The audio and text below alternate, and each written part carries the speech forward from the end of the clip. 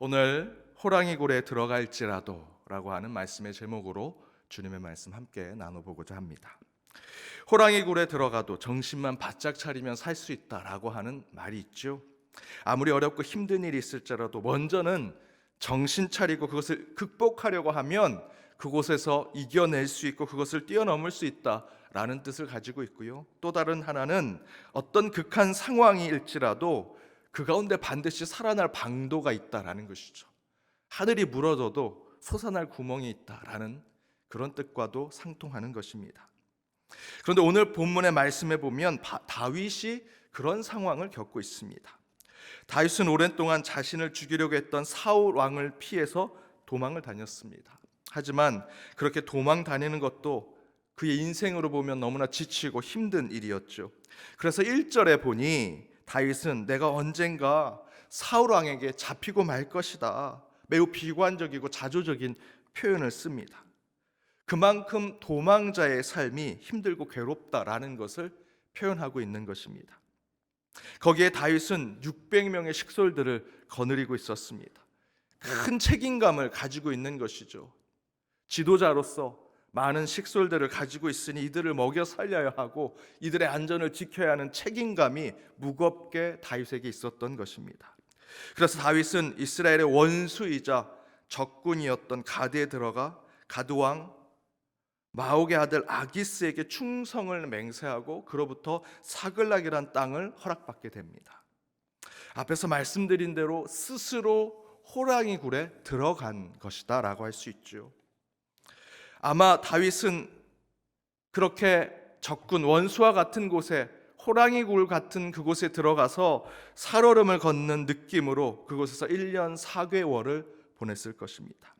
제 아무리 원수의 나라에 백기를 들고 충성을 맹세하여 인정받는 자가 되었을지라도 여전히 그의 원수의 나라의 왕과 신하들은 다윗을 의심의 눈초리로 보았을 것이고 다윗도 그곳에서 살얼음을 걷듯 굉장히 힘들고 어려운 삶을 살았을 것입니다. 몸가짐 하나, 말 한마디, 생각하고 행동하는 거 하나하나 조심해야 했을 것입니다. 혹시 여러분 중국이나 또는 아랍권에 단지 선교 가신 분들 잘 아실 겁니다. 가자마자 선교사님이 제일 먼저 호칭부터 얘기하죠. 저 선교사로 목사로 부르시면 안 됩니다. 이제부터 저는 사장님입니다. 사장으로 부르십시오. 동시에 인솔에 간 목사님한테 뭐라고 부릅니까? 부장님으로 부르십시오. 그때부터 그곳에서는 우리 행동 하나, 말 하나, 호칭 하나도 조심스럽게 호랑이 굴에 들어갔으니 이제 모든 것이 살얼음을 걷는 것 같은 그런 행동과 말이 필요했죠. 그렇게 긴장하면서 단기 선교를 했습니다. 그 긴장이 계속돼서 비행기 타고 교회 와서도 그 인솔했던 목사님을 보고 부장님이라고 부르기도 합니다. 호랑이 굴에 들어갔으니 당연히 이 다윗도 그곳에서 더욱 정신을 바싹 차리고 매우 긴장하며 있었을 것입니다. 그래서 다윗은 시글락에 있을 때 시글락을 침노하는 아말렉이 쳐들어왔지만 그들을 모두 전멸시키게 되죠. 그러나 아기스가 누구를 처단했느냐라고 묻습니다. 이에 다윗은 유다 백성이라고 이야기합니다. 그렇게 거짓말을 하지요.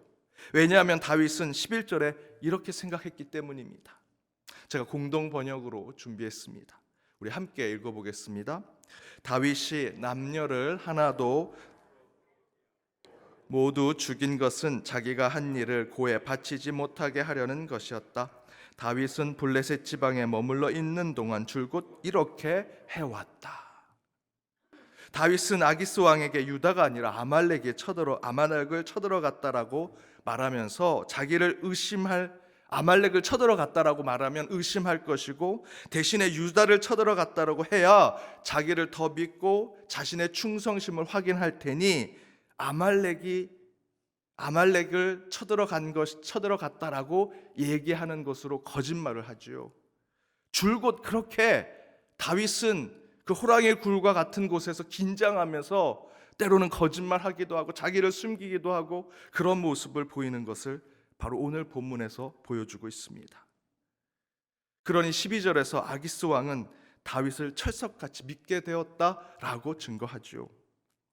물론 다윗이 이렇게 적지에 들어가 구차하게 사는 것이 추해 보이기도 하고 뭐 이렇게까지 다윗이 해야 하나라는 생각도 들기도 합니다. 하지만 저는 이런 내용이 들어있는 성경 말씀이 진짜 하나님의 말씀이다라고 생각합니다. 다른 종교의 경전처럼 그 성인을 신격화하는 내용이 담겨진 경전, 인간이 성인 군자가 될 수 있는 율법과 도덕을 담아내고 있는 경전, 그런 것들보다 더 중요한 것은 우리 인간의 현실의 삶 속에서 우리가 어떻게 하나님의 형상대로 살아가느냐, 더 인간답게 살 수 있는 것인가, 그 가운데 어떻게 하면 하나님의 하늘의 사명을 가지고 살아가는 자, 그 사명을 어떻게 이 호랑이 굴과 같은 세상 속에서 이뤄낼 수 있는가라는 것을 깨닫는 것이 진짜 하나님이 주신 경전이라고 생각합니다. 이에 대해서 성경은 어쩌면 율법만 말하지 아니하고 인간이 성인 군자가 되는 것만을 요구하지 않습니다. 대신에 때로는 구차하고 사사로우며 너무도 현실적인 이야기 속에서 참된 하나님의 형상을 찾아가는 진짜 하나님의 말씀을 담아내는 것이 성경이라는 것이죠. 저와 여러분이 사는 인생이 그렇지 않습니까? 여러분이 일하는 직장, 일터, 여러분의 가게, 여러분의 가정, 솔직히 그렇게 성스럽지 않지요. 율법과 성인 군자가 될 만한 그런 바닥이 아닙니다. 그러나 성경은, 하나님의 말씀은, 예수 그리스도의 말씀은 그곳에서 하나님의 나라의 뜻을 실천하고 행동하라고 말씀하고 있습니다. 그것이 우리 기독교의 신앙이라고 얘기하지요. 저는 저와 여러분 모두가 호랑이 굴에 있다고 생각합니다. 지금 잠시 기도하러, 예배드리러 성전에 와 있지만 우리 인생의 99% 대부분의 인생은 호랑이 굴에 있는 것과 마찬가지의 삶을 살아가고 있죠. 호랑이 굴에 들어갔습니다. 진짜 하나님의 말씀은요, 그 호랑이 굴에서 반야심경, 금강경, 코란을 달달 외운다고 호랑이가 무섭다고 도망칠까? 그렇지 않죠.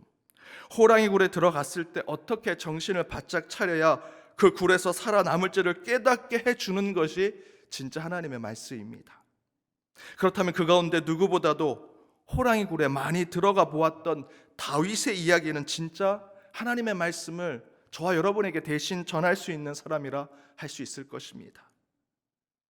사울 왕이 자신을 질투하고 미워하는 것을 알고도, 그래서 죽일지도 모른다라는 것을 알고 있으면서도 다윗은 사울 왕이 있는 왕궁에 들어갑니다. 호랑이 굴에 들어가죠. 그것이 하나님의 사명이니까. 간신히 생명 부지하고 살아나와 도망치고 또 도망치다가 적군인 블레셋으로 들어가 미친 척 하기도 하고요, 침을 흘리면서 완전히 정신 나간 사람처럼 하면서 생명을 지켜냅니다. 오늘 말씀처럼 거짓말 하기도 하면서 하나님의 때를 기다리는 다윗의 모습을 볼 수 있습니다. 그렇게 호랑이 굴에 들어가 살아남아 하나님의 때를 기다리는 자의 삶을 살 수 있는 이유는, 다윗은 왕으로 기름 부음 받기 전에 가장 현실적이고 가장 철저히 훈련받은 인생을 살았기 때문에, 그의 인생 속에서 절벽 끝에 있는 호랑이 굴에 있어 보았고요, 광야 한가운데 있는 호랑이 굴에 있어 보면서 그 가운데 나를 살려주신 하나님을 만났던 다윗의 삶이 있었기 때문에 그렇게 호랑이 굴에 있어도 살아남는 하나님의 사람으로 설 수 있었던 것입니다. 다윗은 광야에서 작은 칼 하나로 이리들과 싸우면서 수많은 양들을 지켜냈습니다.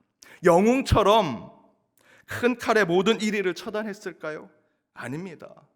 때로는 그 이리에게 팔이 물리기도 했고요, 다리가 찢기기도 했고 죽기 직전까지도 수십 번 갔을 것입니다.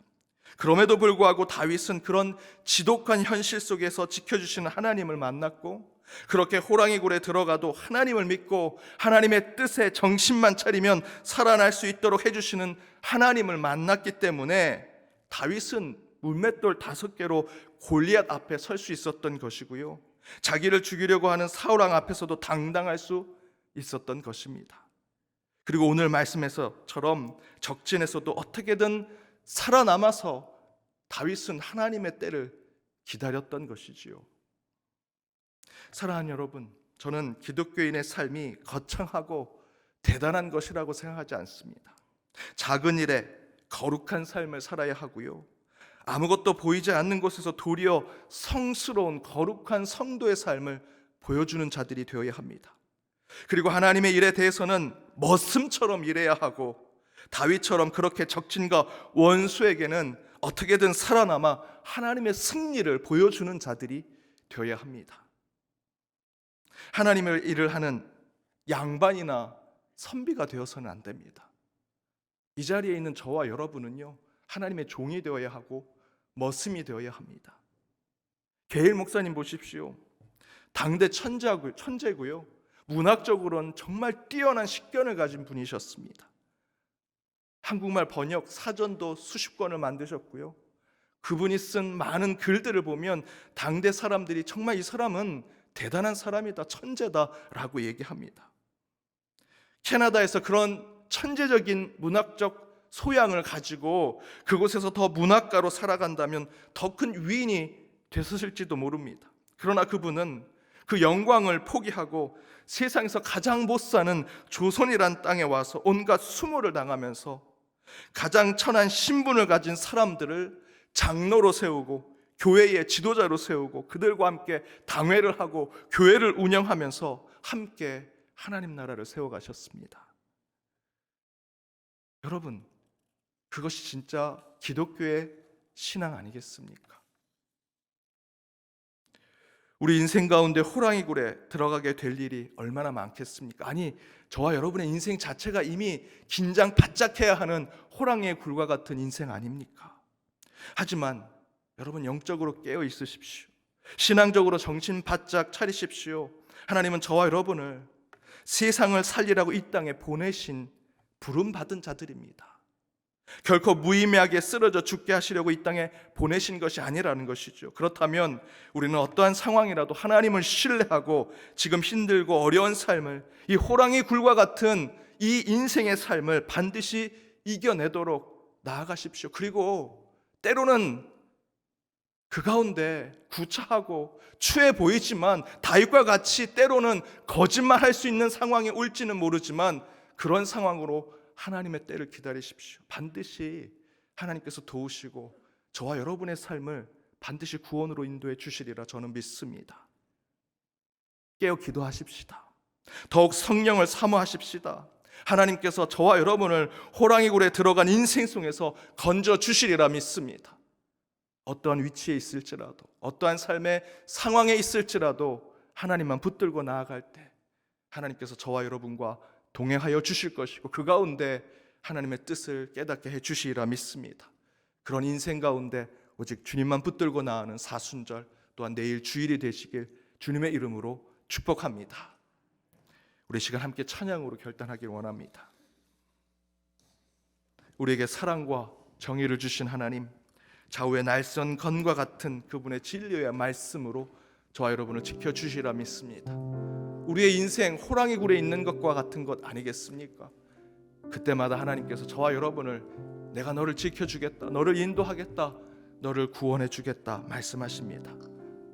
그 좌우의 날선 검과 같은 주님의 말씀 가운데 승리하시는 저와 여러분 되길 바랍니다. 우리 찬양으로 함께 결단하겠습니다.